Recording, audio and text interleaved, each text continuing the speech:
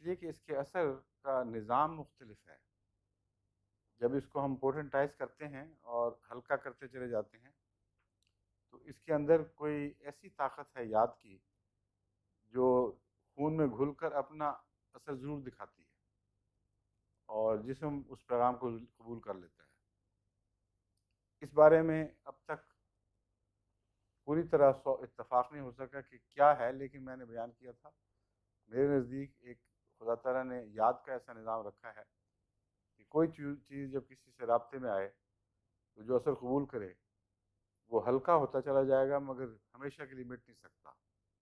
वैसा निशान है कि जब खुदा चाहेगा क़यामत के दिन उसे उभारेगा और फिर इंसान की जिल्द बोलेगी और उसका तमाम रूहानी बदन सारी याददाश्त को दोबारा पेश कर देगा।